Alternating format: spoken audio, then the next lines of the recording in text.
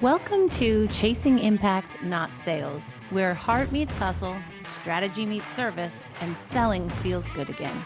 I'm your host, Mandy Minatello. Let's go. Hey, welcome back to Chasing Impact, Not Sales podcast. I am Mandy Minatello, your host, and I am so excited because I have a guest to bring on today. I plan to have guests throughout the series, but this one is special. This is my first guest of the podcast, and I'm so excited for you all to hear from Hallie. Hallie Agostinelli is an operations rock star. She is a launch and conversion strategy specialist. She is personally responsible for millions of dollars in revenue generation, working with companies at all different levels, with all different conversion strategies. But first and foremost, and the reason that she's here is because she is also my in real life, like not just online connection. She's my real life, one of my best friends. And we have a pretty fun story to share with you.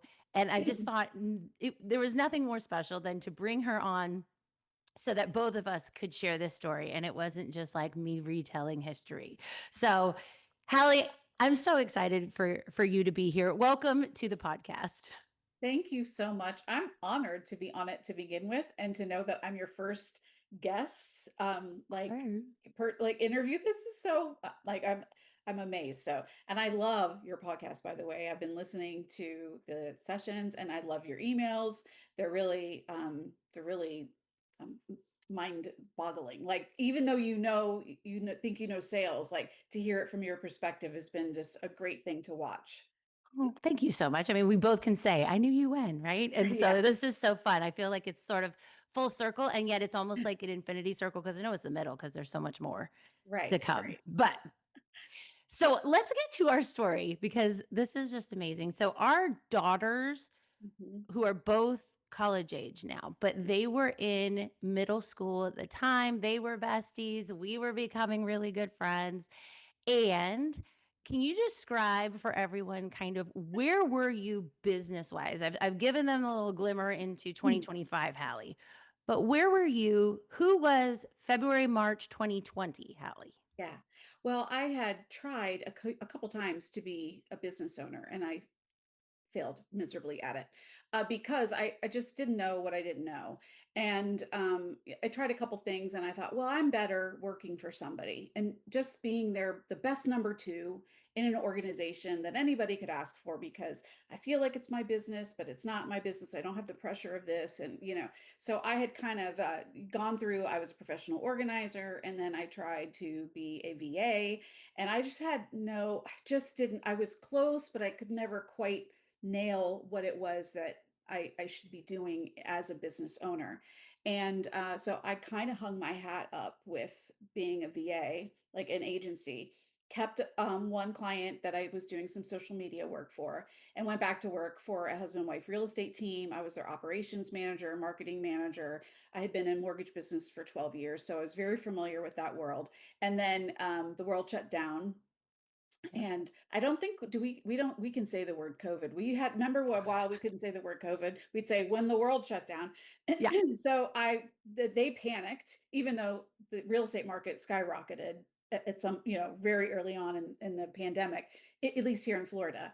Um, they cut my hours. So all of a sudden I've been working for them for 3 months and then they cut my hours. And I thought, well, I still have my social media account. I'm going to ramp up and just be more of a marketing assistant. Like at least I niched that down from being a VA. So I'm like, I want to run someone's marketing for them.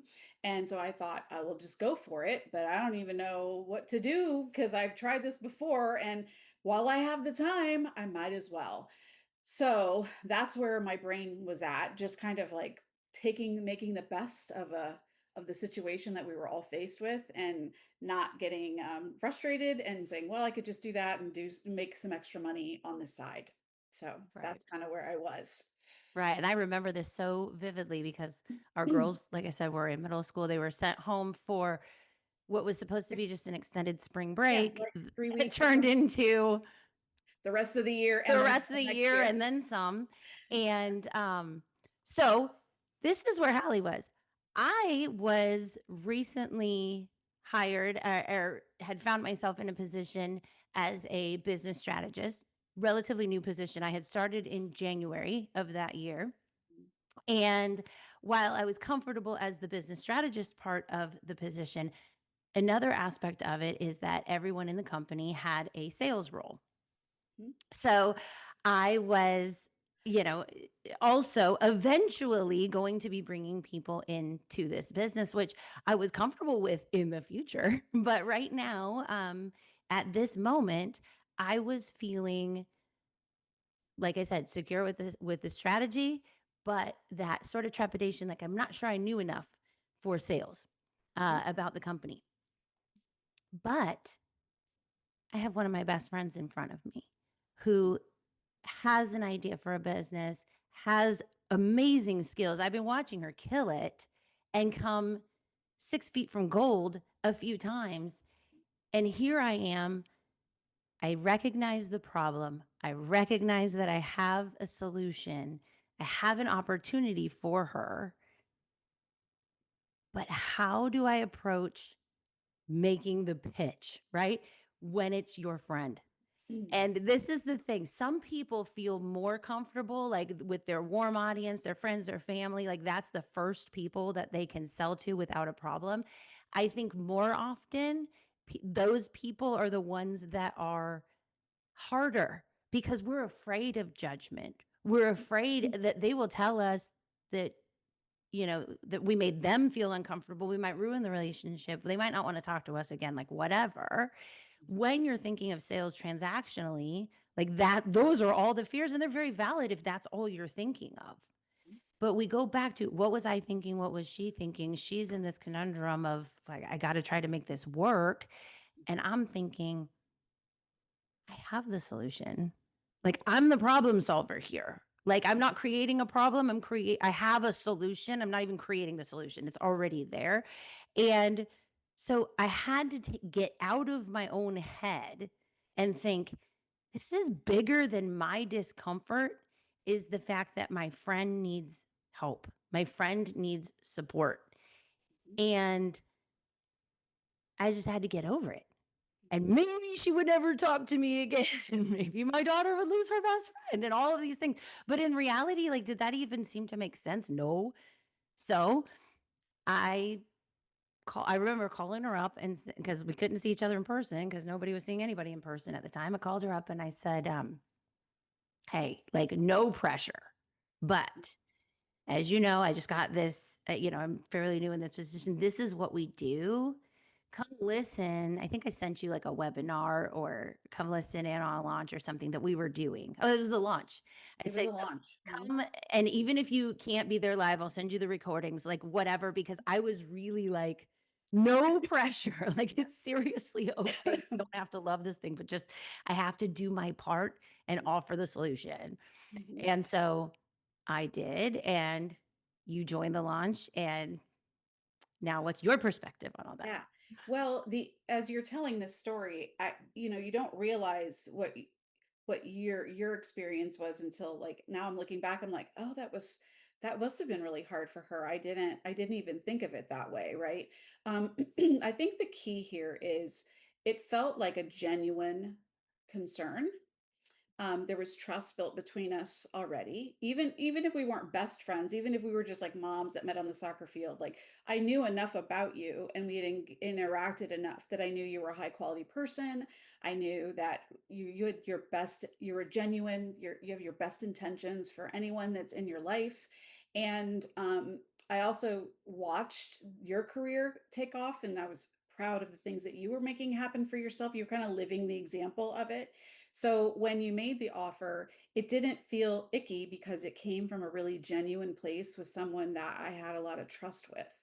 And secondarily, if you're in sales and you don't have something like a webinar or a launch or whatever, being able to experience that and have it be a high quality experience where even if I didn't enroll with you, I was in your ecosphere. I was learning great information that I could have implemented on my own. So that was also a positive experience, and you kind of handheld throughout without feeling like, do this, do that, what do you think? What do you think? What do you think? You just let me experience what your company was showing me, right? So I think if you have something that you could walk your clients through, that if you're wanting to sell to a friend or family, just experience this. Just listen, just watch, just whatever.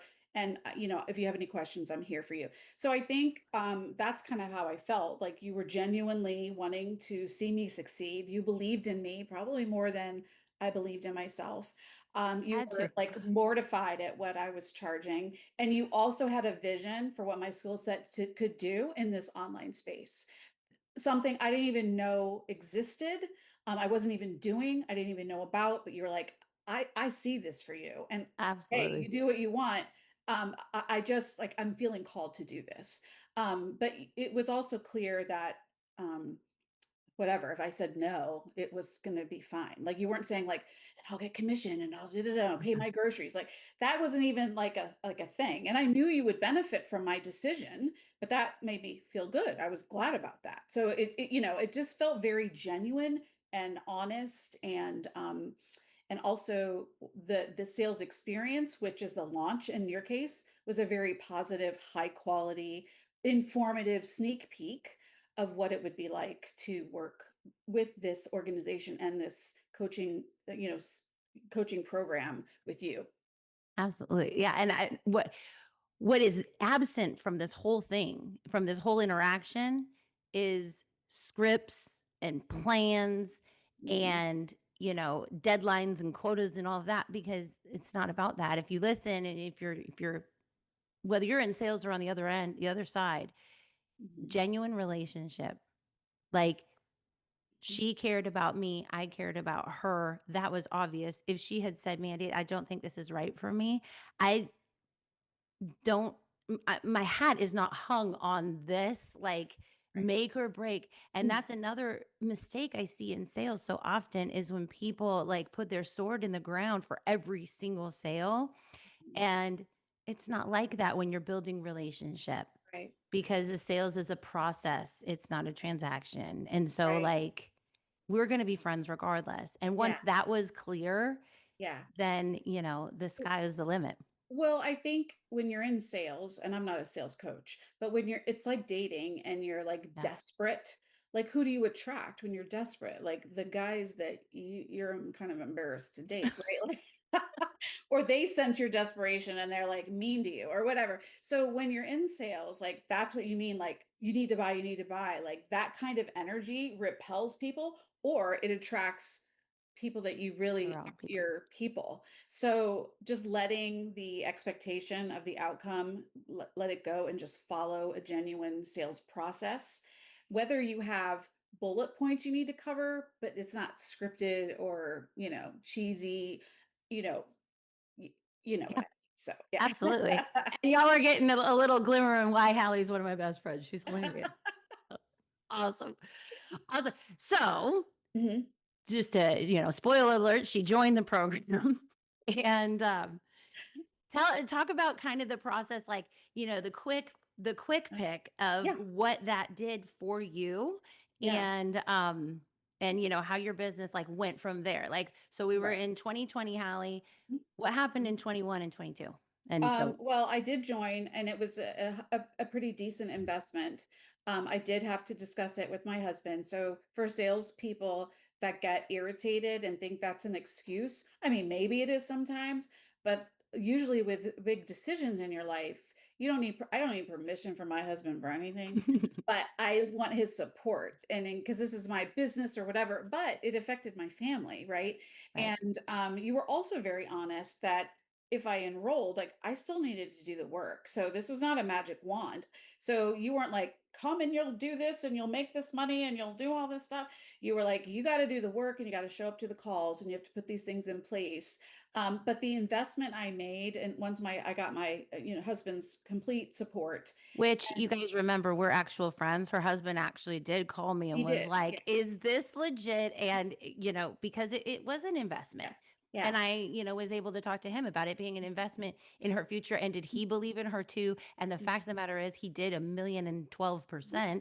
So it was And it, once and it that was covered. Yeah. And it didn't help that I had had some, like, starts and stops with being a business. Like I said in the beginning, like, I've tried this before and he's believed in me, but seen it not really go well. So it wasn't easy. It wasn't Yeah. like, sure, Mandy, so, but you were there during those conversations to give Yep. truth, to say, like, hey, this is the investment. This is what I've seen.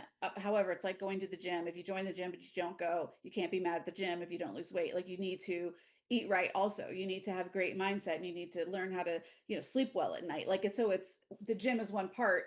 Your program was one part of my whole Your business, whole big part. business. But there were Yep. still other things at play and I had mindset work to do as well. So he supported me in it. I signed up, and the vision that you had for me for one of my services, I was like, okay, I'll offer that on the side. Well, it ended up being what I did.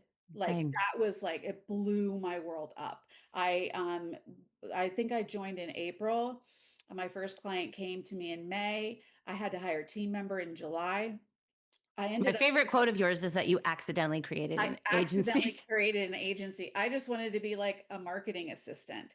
And then I ended up like learning and coming alive in a way in this new business opportunity that I had, that I think you had seen that for me. And I was Yep. like, sure, I'm open to learning. I just need to make money. So let me like learn how to build my business the right way and price the right way and do all these things and not overthink things and not publish. Like, I can't get a client till I get my website going. Yes, for me, I could.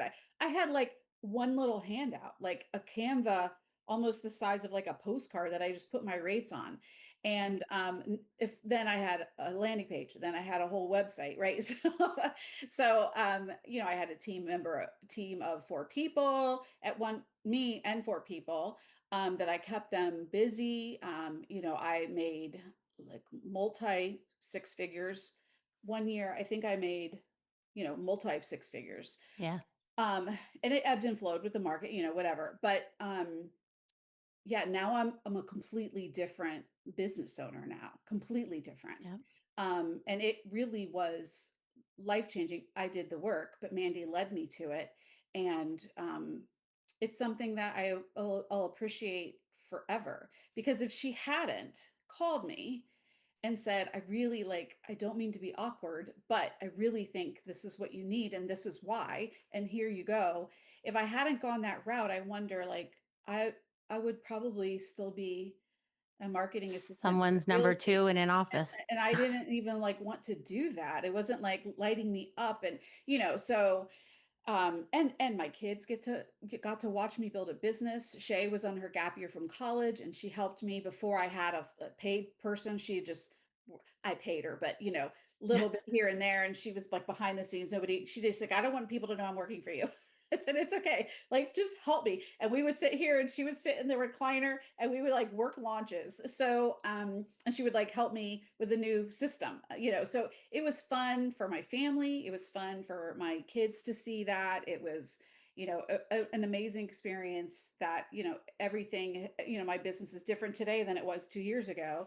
But, not if you hadn't had that conversation with me, I don't, I wouldn't be anywhere near where I am today. So it's exactly what I needed to hear when I needed to hear it, and it was done in a very genuine and kind, professional way, and it worked out really well. It sure did. Yeah. Like, I love it. You just said it. It's like it's what you needed to hear when you needed to hear it. And I think that this story is what someone needs to hear when they need to hear it because sales is service. Mhm. And when you really, and I can say that until I'm blue in the face. I could stand on a soapbox and scream it from the rooftops, but here's a real life story of real life people where it worked out. right? Like it was if I hadn't have I mean, you've now given your perspective of if I hadn't. Mhm. And if I think about it, if I hadn't, I couldn't sleep.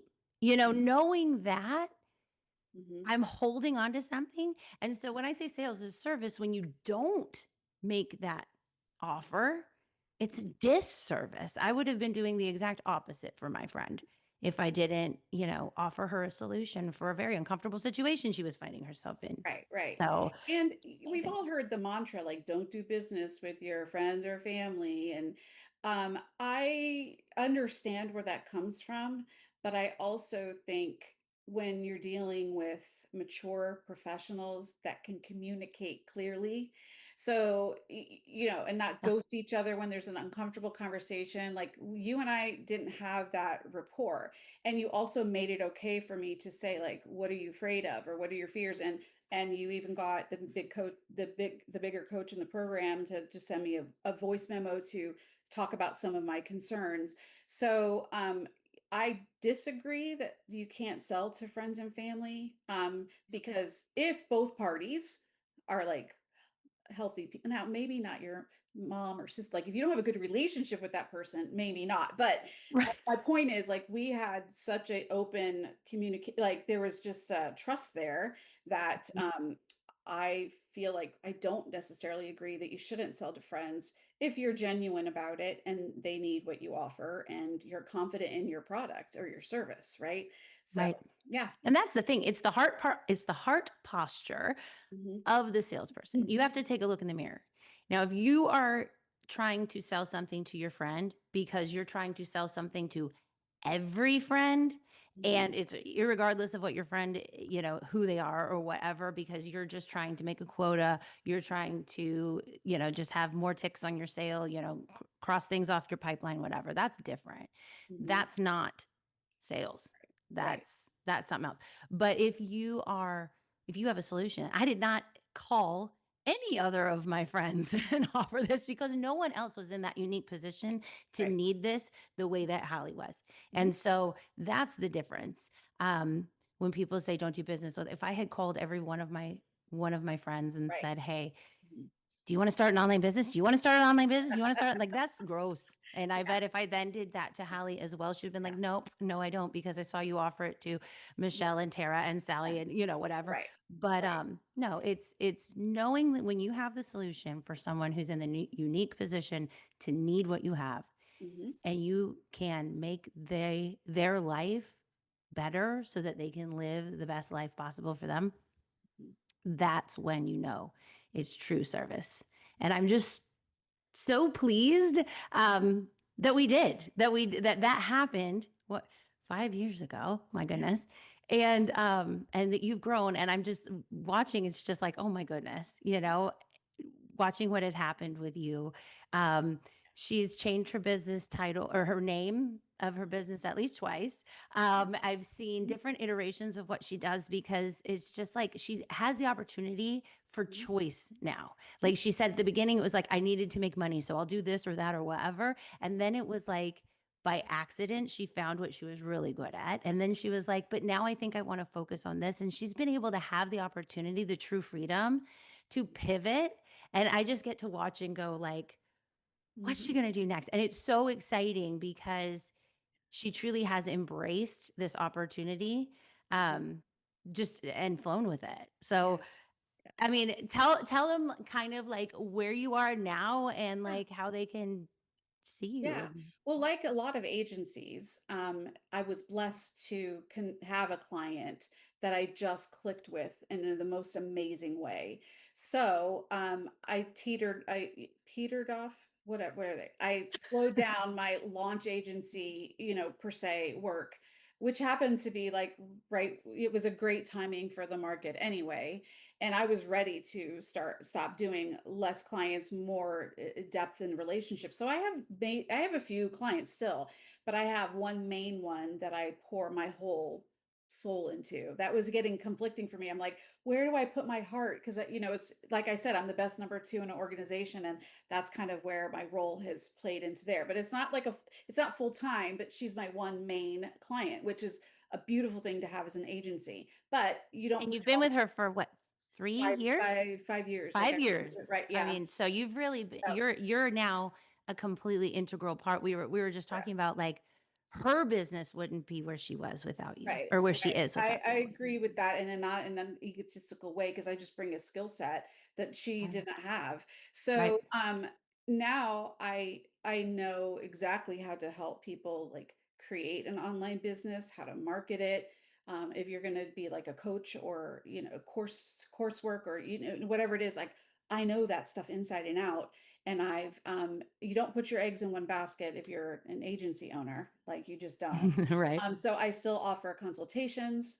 Whether it's one time, whether it's a VIP day, whether it's like a consultation and then some follow up. So it's more consultation, VIP day, project overview, help you get out what's in your brain and make it make sense, and then putting it into action. So it's really from high level. So I'm not the doer in all my clients' businesses anymore. I'm more of the strategist, consultation, and because I'm an operations person, I'm like, I know how to actually how to tell Do you it. people that you need to actually implement it. And it's not you, the business owner. You have to have a team that are gifted in these kinds of roles. So that's where I am. So my Love it. specialty is online coaches, but it's really applicable to any online business. Love it, love it, love it. So I'm gonna make sure that Hallie's contact information is in the show notes. If anyone is interested, predictableprofit.com? Yeah, no, well, just email me. Yeah, Okay. you just Email is put my better. email in there. Beautiful, beautiful. But it's just so nice Mhm. to be able to, I mean, have this conversation. We were talking and you were saying, like, what do you want me to share? And I'm like, I just want to share our story, Yes. because I think that it is meaningful, Mhm. and it's deeper, and it's so much more than the Mhm. transaction in 2020, because Yeah, we still it is. chat. So It is. thank you so much for being my very first guest. And you've left some very big shoes for people who will come afterwards. But any final words that you want to share? Um, I mean, I think we covered them all, Yeah. I don't know that I should have brought a closing quote. But no, I just think, everybody being genuine, honest, building the relationships and not the transaction, like all the things that you think, they really work. Yeah. And I think that's really what you need to remember if you're on both sides of the sales process, right? So that would be my parting thing. Just be a genuine person, and honest and open. And I think sales just feels so differently when you're coming from that place. Absolutely. And I always come at it from this side, and I Mhm. tell my clients and people I work with, like, just don't be weird. Yeah. But you brought it up. It's true on the other side too. Yeah. When you're on the receiving end Mhm. of a salesperson, if you're not interested, don't Yeah. be weird either. Yeah. Like, either way, if you Yeah. come from a place that is honest and genuine, if you've known this person for 20 years or 2 minutes, Mhm. from both sides, Mhm. just don't be weird. Yeah. Don't be weird. All right. Well, thank you so much, Hallie. And thank you so much, everyone, for sharing in our little story time with Mandy and Hallie. I hope that you took some of this to heart. I hope that it makes the relationship real, and that it's going to make you feel like sales is truly, truly just an act of service. Thank you so much, everyone. And let's go. Thanks for listening to Chasing Impact, Not Sales. If this episode sparked something, share it, subscribe, and remember, real sales come from real service. Keep chasing impact.